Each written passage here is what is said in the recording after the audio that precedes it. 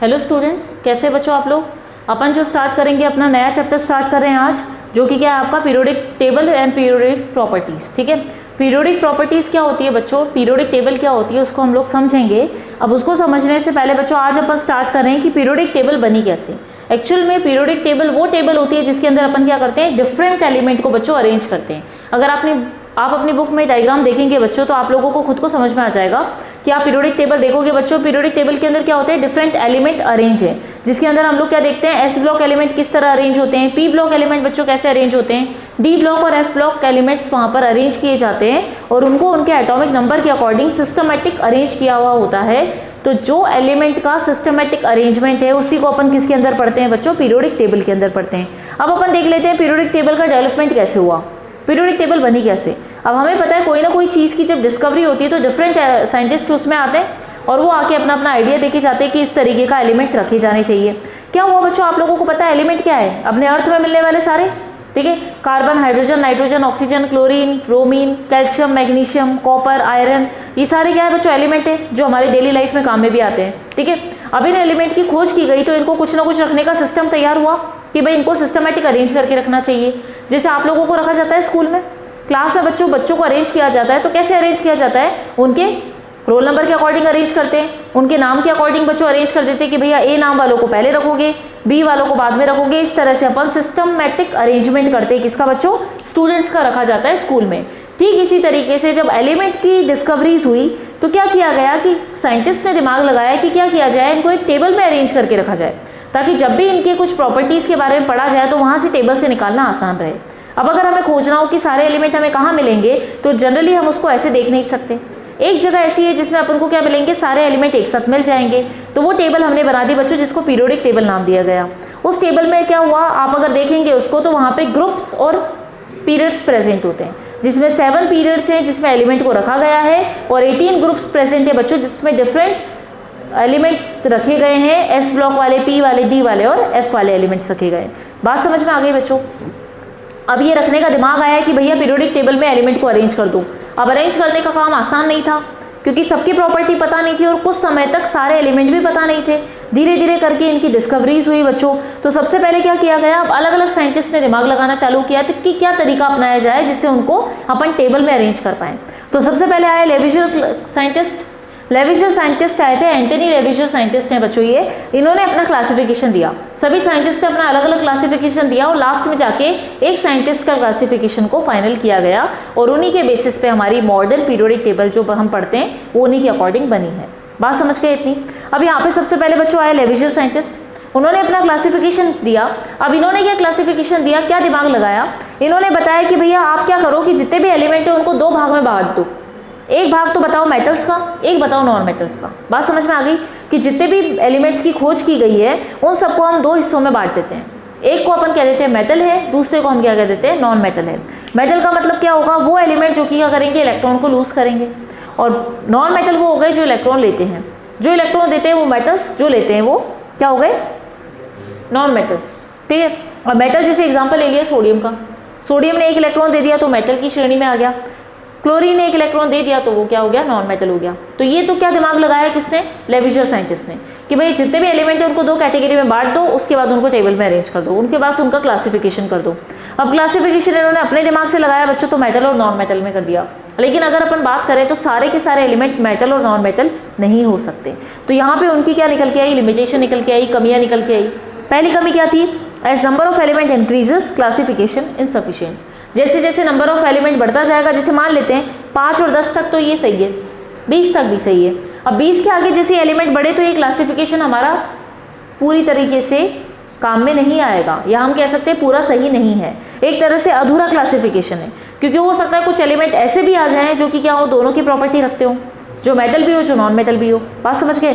तो यहाँ पे हमारी फर्स्ट लिमिटेशन क्या है कि जैसे नंबर ऑफ एलिमेंट बढ़ेगा, इंक्रीज होगा, क्लासिफिकेशन आपका अधूरा रह जाएगा, इनसफिशिएंट है, प्रॉपर नहीं है, क्योंकि ज़्यादा एलिमेंट पे हम सिर्फ यही क्राइटेरिया अप्लाई नहीं कर सकते।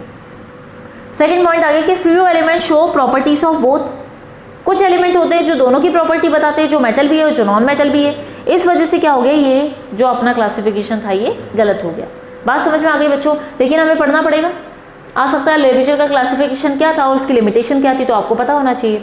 सेकेंड पॉइंट आते हैं बच्चों अपन प्राउस्ट का हाइपोथेसिस। अब प्रॉस्ट साइंटिस्ट है तो उन्होंने अपना एक दिमाग लगा दिया, उन्होंने अपना हाइपोथेसिस दिया।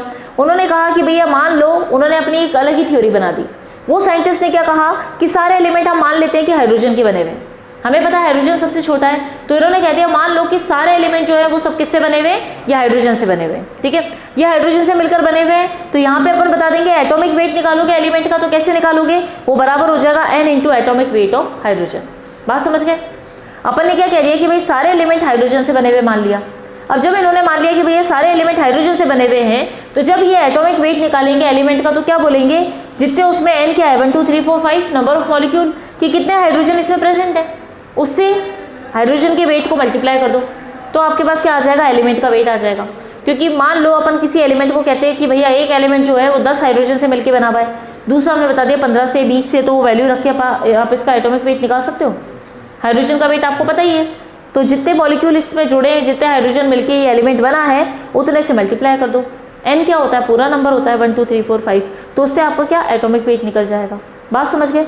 और हमें पता है एटॉमिक वेट हाइड्रोजन का कितना आता है, बनाता है। तो इन्होंने मान लिया कि भैया दिमाग लगा लो कि सभी मेटल, सभी एलिमेंट हाइड्रोजन से मिलकर बने हुए, उसी के हिसाब से उसका वेट भी निकाल लो। इतनी बात क्लियर है।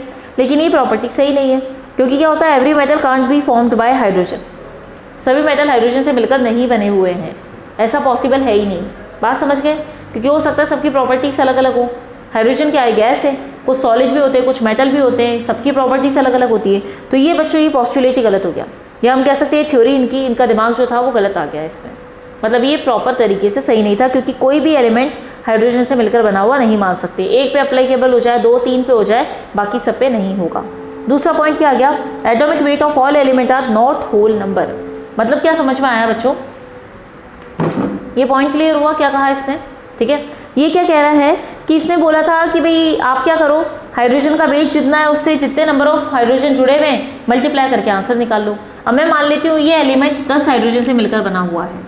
ठीक है, तो क्या हो जाएगा बच्चों, वेट यहाँ 10 इंटू 1 कितना आ जाएगा, 10। इसका मतलब आपका जो वेट निकलेगा वो क्या निकलेगा, पूरा नंबर निकलेगा। लेकिन यहाँ पे अपन ने देखा, जब हमने अभी देखते हैं और अपन कंपैरिजन करते हैं, तो हमें पता है बच्चों एटॉमिक वेट जो होता है सभी एलिमेंट का पूरा नंबर नहीं हो सकता, ये फ्रैक्शन में भी आता है। 35.5 हम क्लोरीन को जानते हैं। इसके अलावा और भी एग्जांपल्स है जिसमें आप देखोगे कि पॉइंट में उसका एटॉमिक वेट आया है। इसका मतलब ये थ्योरी गलत है, इसका मतलब ये थ्योरी भी सही नहीं हुई। ये भी थ्योरी प्रॉपर सही नहीं थी, सफिशिएंट नहीं थी, ये भी सफिशिएंट नहीं है। थर्ड वाले पे आते हैं बच्चों डॉबरनियर का ट्रेड रूल। ठीक है, ट्राइड रूल। डॉबरनियर साइंटिस्ट हैं, उन्होंने अपना एक ट्राइड का रूल दिया। ट्राइड का मतलब 3-3 का सेट। ठीक है, उन्होंने क्या कहा कि उन्होंने 3 एलिमेंट के सेट बना दिए जिनकी प्रॉपर्टीज एक जैसी थी। ठीक है, उनके उन्होंने सेट बना के रख दिए। और एटॉमिक वेट जो अपने देखा कि जो 3 का सेट बनाया, मान लीजिए ए, बी और सी। ठीक है, कोई भी 3 एलिमेंट का इन्होंने सेट बना दिया और ऐसे का सेट बनाया जिनकी प्रॉपर्टीज, जिनके गुण आपस में एक दूसरे से मिलते जुलते थे। ठीक है, उसके बाद उन्होंने क्या कहा कि भैया बीच वाला जो एलिमेंट है उसका वेट जो होगा, इन दोनों का वेट को प्लस करके 2 से डिवाइड करके एवरेज निकालोगे तो वो एवरेज वेट बीच वाले का आ रहा था। बात समझ गए।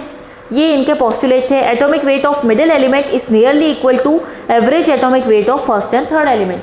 पहले और तीसरे एलिमेंट का जो आप एवरेज वेट निकालोगे उस एवरेज वेट के नियरली इक्वल आ जाता है किसका, बीच वाले एलिमेंट का वेट। बात समझ गए। ठीक है, जैसे एग्जांपल लिया क्लोरीन, ब्रोमीन और आयोडीन। आप देखो क्लोरीन का वेट कितना होता है बच्चों, 35.5, आयोडीन का 127 और ब्रोमीन का होता है 80। अब अपन को क्या करना है भैया, इन्होंने क्या कहा, बीच वाले का वेट जो होगा इन दोनों के एवरेज के इक्वल होगा। ठीक है, एक्स का वैल्यू, एक्स मतलब क्या अपन निकाला, अपन ने एवरेज निकाला। एवरेज कैसे निकालते हो बच्चों, इन दोनों को प्लस करके 2 से डिवाइड कर दोगे, कितना है 81.2 और ये है 80। मतलब अपन ने क्या कहा था, नियरली इक्वल, मतलब इसके आसपास ही बराबर होगा। कम ज़्यादा हो सकता है 1-2, लेकिन अप्रॉक्स वैल्यू मिल जाएगा। तो देखो 80 आ गया, 81 आ गया, 80 81 इक्वल है। ठीक है, अब अपन चलते हैं, ऐसे ही उन्होंने बहुत सारे सेट बना दिए। आप सब में चेक करोगे तो सब में बच्चों आपको ऐसे ही इक्वल के आसपास ही वेट मिलेगा। ठीक है, अपन देख लो यहाँ पे जैसे कैल्शियम इसका, लिथियम सोडियम पोटेशियम का, पोटेशियम रुबीडियम सीजियम का हो गया, पोटेशियम फॉस्फोरस आर्सेनिक और एंटीमनी। ठीक है, हाइड्रोजन फ्लोरीन क्लोरीन, इस तरह के सेट उन्होंने बना के रख दिए बच्चों, 3-3 एलिमेंट के सेट जिनकी प्रॉपर्टीज आपस में मिलती थी। और प्लस तीसरे वाले एलिमेंट का वेट जो था वो कैसा था, वो इन दोनों के एवरेज के वेट के इक्वल था या नियरली इक्वल था, सिमिलर था। बात समझ गए बच्चों इतनी। अब इनका रूल कुछ हद तक तो सही था, लेकिन बच्चों कुछ लिमिटेशंस तो होती हैं। अब इनकी भी लिमिटेशन निकल के आई। इनकी लिमिटेशन क्या निकल के आई कि all element are can't be arrange like this, सभी एलिमेंट को हम ऐसा अरेंज नहीं कर सकते, क्योंकि हो सकता है 3-3 के सेट में कुछ एक एलिमेंट की प्रॉपर्टी मिल जाए, पर आगे जितने एलिमेंट डिस्कवरी हुई और ज़्यादा एलिमेंट हमको मिले तो उन सब की प्रॉपर्टी आपस में नहीं मिल रही थी। वो 3-3 का सेट कुछ एलिमेंट तक तो एप्लीकेबल हुआ, उसके बाद एप्लीकेबल नहीं हो पाया, ठीक है। और not applicable for D and F, D और एफ ऑर्बिटल्स के लिए ये डी और एफ वाले एलिमेंट्स के लिए ये रूल फॉलो नहीं होगा, क्योंकि डी की प्रॉपर्टी अलग हो जाती है, एफ की प्रॉपर्टी भी बहुत अलग हो जाती है, क्योंकि अपन को पता है इनका आकार बड़ा है, इनका आकार जितना बड़ा है उतना कॉम्प्लिकेटेड है, इस चक्कर में इनका स्ट्रक्चर कभी भी क्या हो सकता है, एक दूसरे से मिलता जुलता नहीं होगा। तो इनके गुण 2 या 3 सेट वाले एलिमेंट्स के साथ मिलते जुलते नहीं होंगे। इसका मतलब ये क्या हो जाएगा बच्चों, ये भी थ्योरी क्या हो गई, गलत हो गई। बात समझ गए इतनी? आगे चले अपन, ठीक है। रब कर दूँ इसको, हाँ लिमिटेशन लिख लो बच्चों, इसकी लिमिटेशन क्या होती है, ठीक है। नेक्स्ट देख लो यहाँ पे, ठीक है। नेक्स्ट है न्यूलैंड का ऑक्टेव रूल। बच्चों यहाँ पे देखना, न्यूलैंड का ऑक्टेव रूल क्या कहता है अपन को। अब नया रूल आया पीरियोडिक टेबल के लिए, उन्होंने क्या किया, arrange element in increasing order of their atomic mass and observe property of every 8th element, ठीक है, is equal to its first one.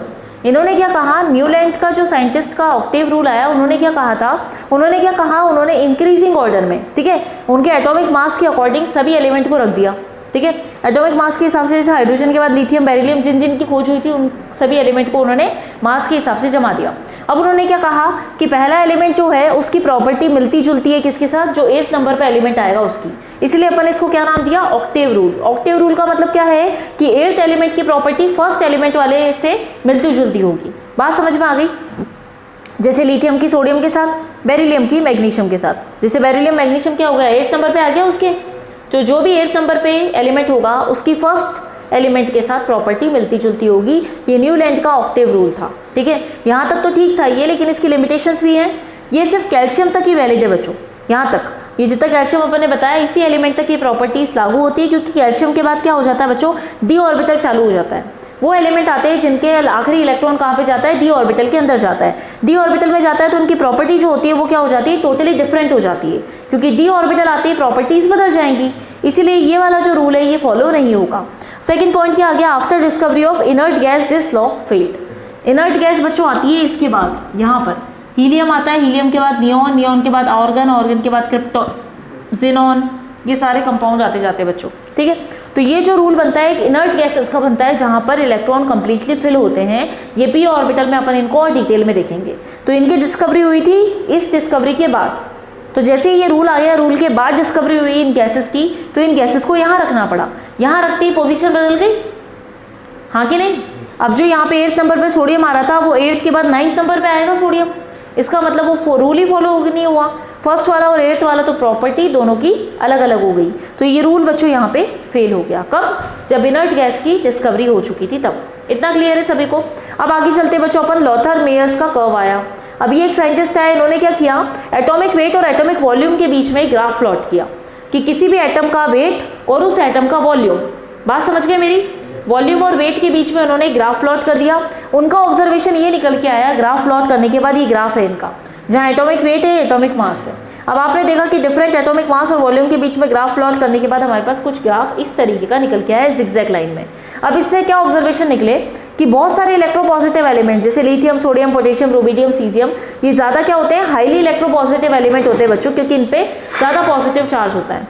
तो ये मोस्ट इलेक्ट्रोपॉजिटिव एलिमेंट जो है ये क्या करते हैं, पीक पोजिशन ले लेते हैं, और जिनके पास इलेक्ट्रोपॉजिटिव नेचर, मतलब जो लेस इलेक्ट्रोपॉजिटिव है, वो क्या करते हैं, लोअर पोजिशन पे जाते हैं। जैसे हम बात करें सोडियम, पोटेशियम, रुबिडियम, सीजियम आता है आगे, ठीक है, लिथियम वाला हो गया, ये क्या होता है बच्चों, हाईली इलेक्ट्रोपॉजिटिव एलिमेंट होते हैं। तो ये तो चले गए टॉप पर, और जो इनसे कम पॉजिटिव थे जैसे बेरिलियम, मैग्नीशियम, कैल्शियम, स्ट्रोंशियम, ये थोड़े कम पॉजिटिव थे, तो ये इसके नीचे आ गए।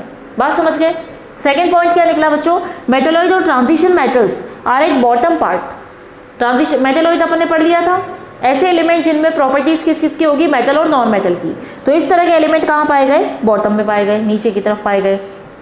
उसके बाद थर्ड पॉइंट क्या आया, इलेक्ट्रोनेगेटिव एट असेंडिंग पोजीशन।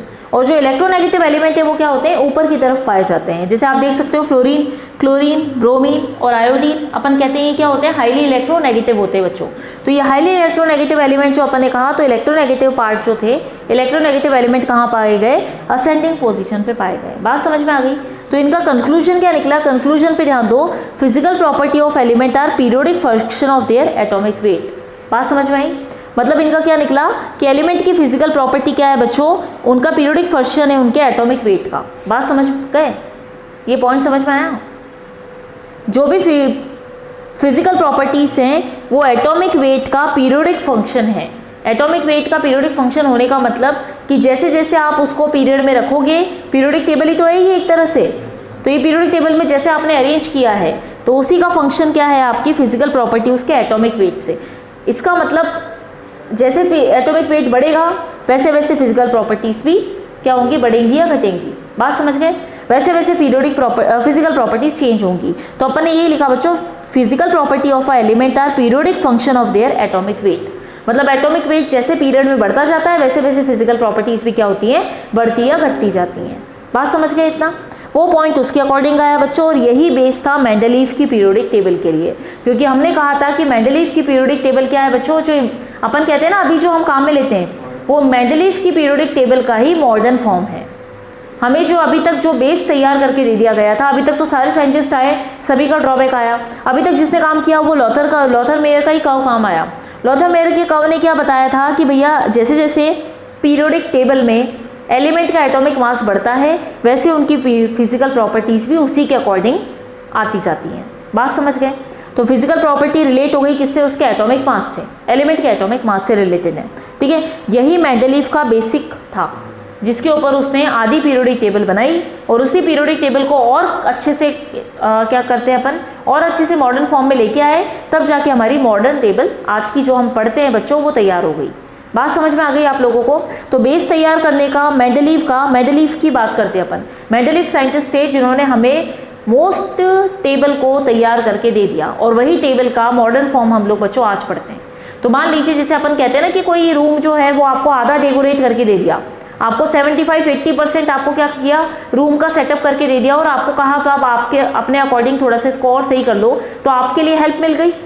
आपको 80% जब रूम का सेटअप मिल गया तो बाकी रूम का सेटअप आप खुद कर सकते हो बच्चों।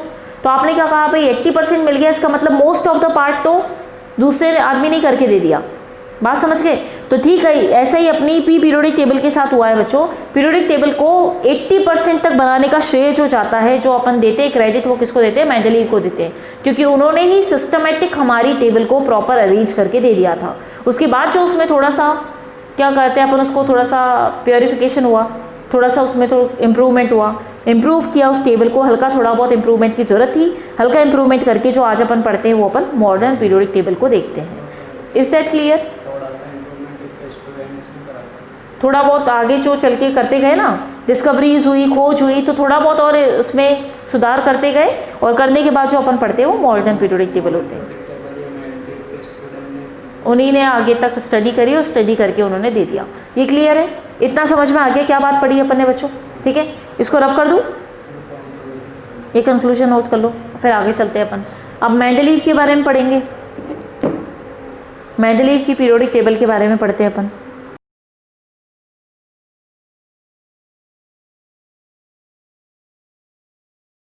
मेंडलीव की पीरियोडिक टेबल आई। अब इसका जो लॉ आया था मेंडलीव का पीरियोडिक लॉ, वो क्या कह रहा था वो नोट कर लेना मेरे साथ।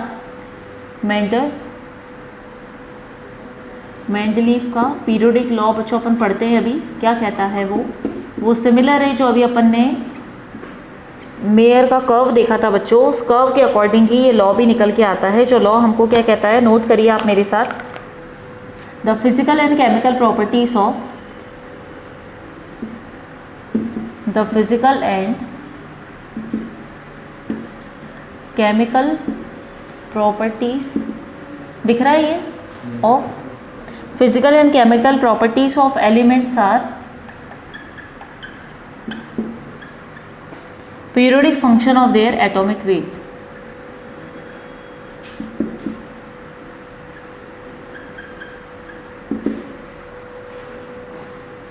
Periodic function of their atomic weight. ये बात समझ में आ गई? ठीक है। मेंडलीव साइंटिस्ट ने क्या बताया था बच्चों, वो चीज़ देखना। उसने क्या कहा, फिजिकल और केमिकल प्रॉपर्टीज जो होती हैं, ठीक है, एलिमेंट्स की, वो क्या होती है, periodic function of their atomic wait. Atomic weight के पीरियोडिक फंक्शन में होती है कौन सी, फिजिकल और केमिकल प्रॉपर्टी। इसका मतलब जैसे जैसे एटॉमिक वेट बढ़ेगा उसी के अकॉर्डिंग फिजिकल और केमिकल प्रॉपर्टीज क्या होंगी बच्चों, उसके अकॉर्डिंग इंक्रीज होंगी, डिक्रीज होंगी, या चेंजेस जो आएंगे वो उनके एटॉमिक वेट के अकॉर्डिंग आएंगे। किसके, एलिमेंट को जिनको आपने प्रॉपर्ली अरेंज किया है। अपन बात करते हैं कि पीरियोडिक टेबल में क्या होता है, जैसे जैसे मास बढ़ता जाता है, जैसे जैसे क्या करोगे, एटम रखोगे, वैसे वैसे उनका एटॉमिक मास बढ़ेगा। एटॉमिक मास बढ़ेगा तो उसी के अकॉर्डिंग उसकी फिजिकल और केमिकल प्रॉपर्टीज भी बढ़ेंगी या घटेंगी। बात समझ गए? तो यही चीज़ इसका अपन बताते हैं कि फिजिकल और केमिकल प्रॉपर्टी है एलिमेंट की, वो क्या होता है, असल में पीरियोडिक फंक्शन होता है उनके एटॉमिक वेट के साथ। ये था अपना मेंडलीव का लॉ, जिन्होंने मेंडलीव ने पीरियोडिक टेबल दी थी, उन्हीं के अकॉर्डिंग मॉडर्न पीरियोडिक टेबल बच्चों आज अपन पढ़ते हैं और उसको अपन डिटेल में देखते हैं। उसी के अंदर अपने को डिफरेंट एलिमेंट अरेंज की फॉर्म में दिखाई देते हैं। ठीक है, अब इसके कुछ लॉज है बच्चों, लॉज लिख लेते हैं अपन। अब बच्चों बात कर लेते हैं अपन यहाँ पे। फर्स्ट साइंटिस्ट थे मेंडलीव, जिन्होंने क्या किया था, क्लासीफाई किया था एलिमेंट्स को सिस्टमैटिक मैनर में। सिस्टमैटिक मैनर का मतलब अगर आपको पता हो बच्चों, तो आज की पीरियोडिक टेबल आप लोगों ने देखी है। पीरियोडिक टेबल कुछ इस तरीके से अरेंज होती है, जिसमें अपन क्या देखते हैं, रोज बने हुए हैं, कॉलम बने हुए हैं अपने। ठीक है, इस तरीके से अपन क्या बताते हैं, यहाँ पे ग्रुप बताते हैं। ठीक है, ग्रुप्स बताते हैं बच्चों, पीरियड बताते हैं, ग्रुप्स यहाँ पे, पीरियड्स नीचे की तरफ। ठीक है, तो यहाँ पे जो अपन को बताया था, ये जो साइंटिस्ट थे मेंडलीव, वो फर्स्ट साइंटिस्ट थे जिन्होंने क्या किया था बच्चों, क्लासीफाई किया था एलिमेंट्स को सिस्टमैटिक मैनर में। सिस्टमैटिक मैनर में करने का मतलब क्या हुआ कि उन्होंने क्या करा, एक एक एलिमेंट को क्या करा, प्रॉपर अरेंज किया। हॉरिजॉन्टल रो में, वर्टिकल रो में, जो अपन आज की पीरियोडिक टेबल देखते हैं बच्चों, आप लोगों के पास ये टेबल आराम से लेके देख सकते हो कि किस तरह से सिस्टमैटिक अरेंजमेंट हुआ था डिफरेंट एलिमेंट्स का। ठीक है, यहाँ तक समझ में आ गई बात। फर्स्ट साइंटिस्ट थे जिन्होंने एलिमेंट को इस तरीके से अरेंज करके रखा, क्योंकि अभी तक अपन ने जिसकी भी थ्योरी देखी वहां पे उन्होंने एलिमेंट का अरेंजमेंट दिखाया नहीं था। बात समझ गए? उसके बाद आते हैं बच्चों, मेंडलीव के अकॉर्डिंग हॉरिजॉन्टल रोज को उसने नाम दिया पीरियड्स, जो कि कितने थे, 7 थे। ये पीरियड्स क्या होते हैं, आज के टाइम में भी अपन 7 ही पढ़ते हैं, 1 2 3 4 5 6 7। तो ये जो बच्चों ये हॉरिजॉन्टल हैं, हॉरिजॉन्टल जो ये बने हुए हैं, क्या रोज बनी हुई है, उनको पीरियड्स कहा। और वर्टिकल कॉलम को उन्होंने क्या कहा बच्चों, ग्रुप्स कहा। वर्टिकल कॉलम इस तरीके वाले, उनको उन्होंने ग्रुप्स कहा था बच्चों। तो मेंडलीव ने जब डिस्कवरी की थी, जब तक उन्होंने 7 पीरियड बना लिए थे, लेकिन जब उन्होंने वर्टिकल कॉलम देखे बच्चों, तो उनको जब तक डिस्कवरी जितने एलिमेंट की हुई थी उसके अकॉर्डिंग उनके पास 8 ही ग्रुप बन पाए थे। इतना क्लियर है बच्चों? ठीक है, समझ में आ गया? इतना पॉइंट क्लियर है बच्चों? अब नेक्स्ट क्लास में अपन जिसके जो पॉइंट्स है और भी मेंडलीव के, वो अच्छे से डिस्कस करेंगे। आज का जो पढ़ा वो समझ में आ गया? Thank you student, thank you class.